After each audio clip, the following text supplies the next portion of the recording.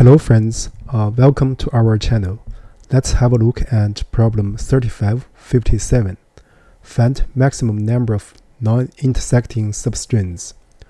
Notice that in this video and here we are going to use greedy construction to solve this problem. First I want to let you know that it's not necessary to use up all the string word, in other words the given word. For example, if the word is given by this one, the return should be 1, but the one non-intersecting substring can be any of the below. For example, this one is a full string. It satisfies the requirement, right? So the beginning and end characters are the same, and the length is greater than 4. Or you can find the substring in between the first two A's, so it's corresponding to this one, and the length is 6 actually. Or the substring spans from the last two A's, so the length actually is 5. Or you can find the substring between the two B's, right? So the length is for sure greater than 4.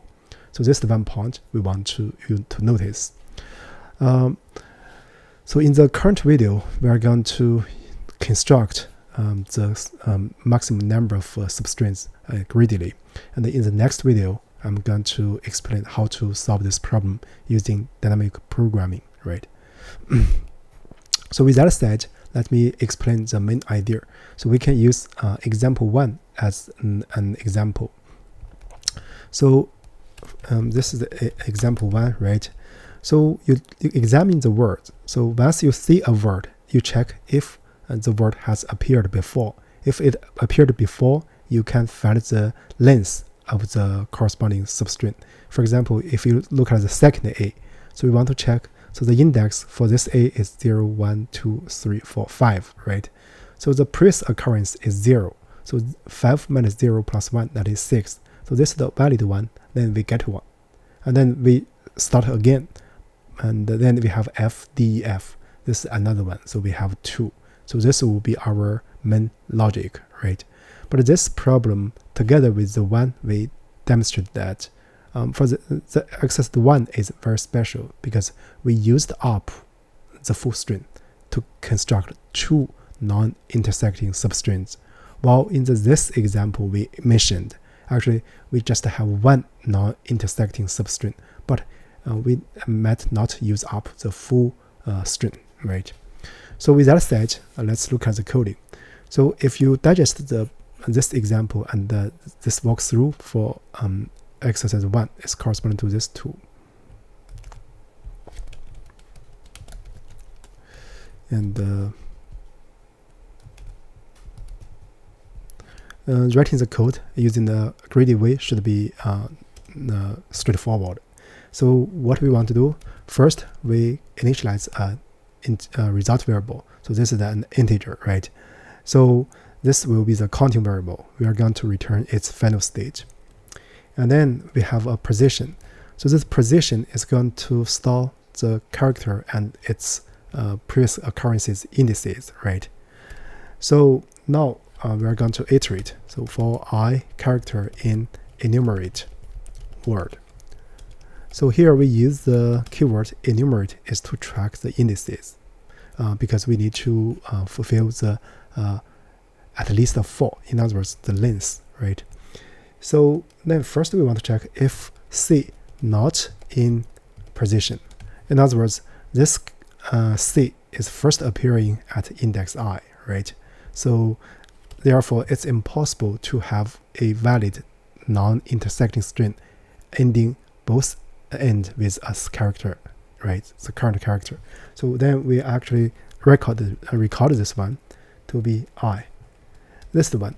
Otherwise, so if it will see C is in position, so actually we can record the earliest one, right? So then we check if I minus position C plus 1, this is the length. If this is greater than or equal to 4, then we're going to increment this result by 1. Now, from the position C, to index I, we have a valid non-intersecting substring. And then we are going to start over. So then we just because all the characters up to the index I has already been used, so the position will start with a new empty dictionary, right? So this will be the full code. So now let's return the result. Let me first run it, then make some prints to digest. Yeah, it passes the 3 test cases. So case 3 actually is this one I'm emphasizing here, right?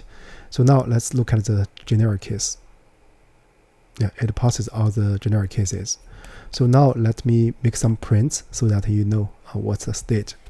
So print, so the current state and the current position and the current character and the current result state.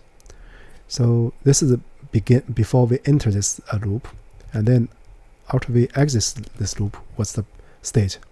And then let's print a empty line. So now let's run it. So if you look at the first example, so we know when we look at the second A, we are going to have 1. So second A corresponding to index 5. So when you look at 5, so you see after we exit this round, so result is incremented by 1. The current character is A, right? In other words, from the first A to the current A, I would say from the previous A of the current A, that's actually more precise. So we constructed 1. Then we recover the position to be the variable to be empty. Then we continue from I to 6, we first met D. And then for I equals 7, we still have, let's see, I equals 7, for I equals 8, we have B, right? So, so this 7, this 8, we have B, and 9, we have, so let's see, for 9, we have, so, which, let's see, which, this is 3, let's see, example 1. So this is the 5, right? So we have result 1 and empty. Then when we look at I, so this is the F, right? And then I equals 7, we have D. And then we have E, 8. And then when I equals 9, so the character is F. So because F is 9, the previous F is 6. 9 minus 6 plus 1 is 4. Then we construct another one. So we increment the result by 1. So the result state for now is 2, right? So this is the example 1. So now if you look at case 2, so you see, so from this this B to, so actually what we are constructing up to here, nothing. And what we actually constructing is when result first equals to 1. So we have this A.